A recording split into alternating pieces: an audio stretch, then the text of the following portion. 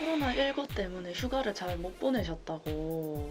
아, 그렇죠. 근데 아주 못 보낸 건 아닌데 어디 가기가 참 애매해서 그냥 집에만 있었던 휴가였어요. 사상 최초로. 내가 한창 더 더울 때였잖아요. 집에서 그냥 에어컨 틀어놓고 뭐 좌뒹굴 우뒹굴 하면서 뭐 그냥 보냈습니다.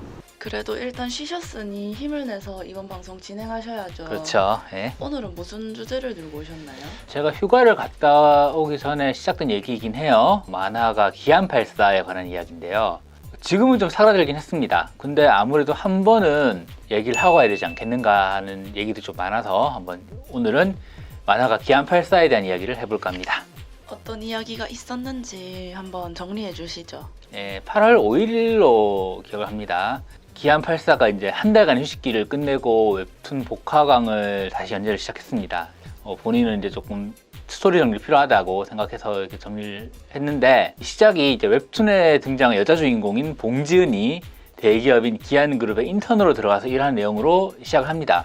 근데 이 봉지은이 일을 좀 잘 못해요. 그 잘못한 장면들이 좀 나오는데, 그래서 남자 주인공인 우기명이 다그치기도 합니다. 근데 문제는 8월 12일에 나왔던 광어인간 2편 장면들이 좀 문제가 됐는데요. 봉지은이 위기를 타개해 나가는 방식을 기안84는 봉지은이 회식 자리에 누워서 조개를 깨는 장면으로 보여줍니다. 또 이 회차 마지막 장면에 나온 우기명의 마지막 대사 잤어요?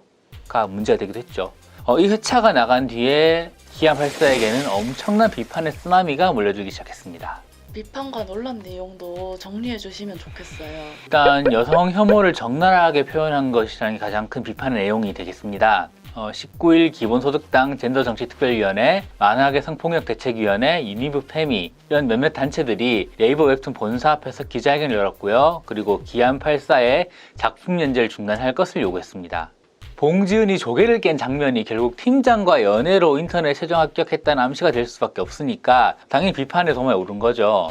근데 사단법인 웹툰협회는 24일 성명서를 냈는데, 사회적 소수자들을 대상으로 한 비하와 조롱의 혐의에 바탕한 독자 일반의 여하한 문제 제기와 비판의 함의는 진중하고 무겁게 받아들이고 통감한다, 이렇게 얘기를 했는데, 그러나 작가와 작품에 대한 비판은 얼마든지 가능하지만 작가의 퇴출, 연재 중단 요구는 파시즘이다, 이렇게 얘기를 했죠. 그러자마자 이제 웹툰협회 홈페이지가 계속 다운이 됐고 계속 논란이 계속 진행이 되고 있는 상황입니다. 근데 저는 이 논란을 보면서 뭔가 또 다른 질문이 하고 싶어졌습니다. 어떤 질문인가요? 기안84는 실제로도 다양한 계층에 대해서 편협한 시선을 보여준 것으로 많이 비판을 받았습니다. 예를 들어서 청각장애 여성이 등장하는 장면에서 말을 좀 무척이나 어눌하게 하는 것은 물론이거니와 지적으로도 문제가 있는 사람으로 이렇게 표현을 한 부분도 있었고요. 태국에서 온 이주 노동자를 표현하면서 너무 가난하게 자라서 버스는 물론이거니와 낡다 못해서 천장에 물이 새는 리조트도 근사하다고 좋아하는 모습, 그러니까 결국 약간 차별의 느낌을 준 거죠. 근데 이게 과연 기안84만의 고정관념일까 하는 게 요즘 드는 제 생각이에요. 왜 그런 생각이 드셨던 건가요? 제가 가끔 이제 페이스북이나 인스타그램 같은 SNS를 보다 보면 20대들이 공유하는 인터넷 커뮤니티 게시글들이 가끔씩 올라옵니다. 그런 것들을 읽어보면서 제가 어떤 문제에서 느꼈냐면, 이 친구들이 가지고 있는 세상 시선이 굉장히 편협한 고정관념을 꽉 차 있구나라는 것이었어요.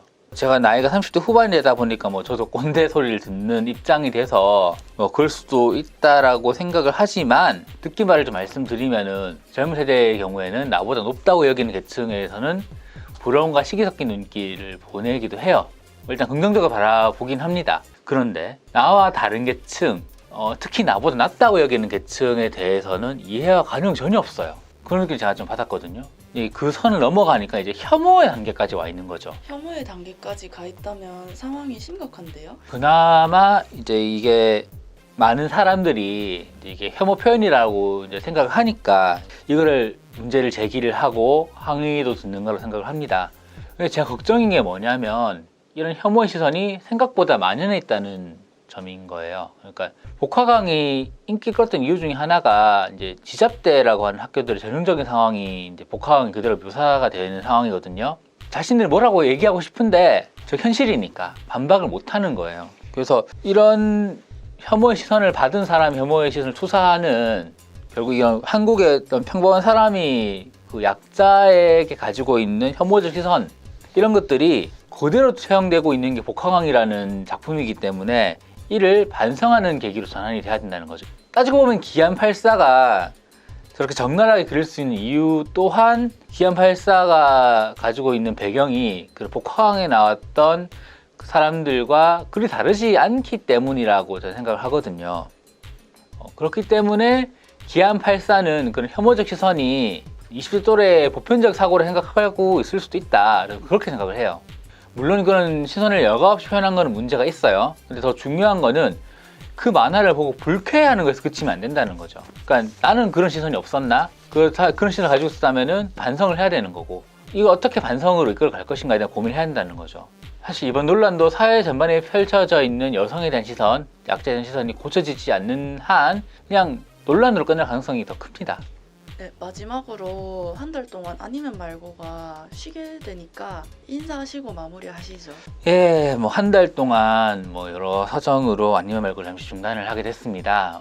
그 한 달 동안 조금만 참아주시고요. 10월에 건강한 모습으로 다시 뵙도록 하겠습니다. 감사합니다.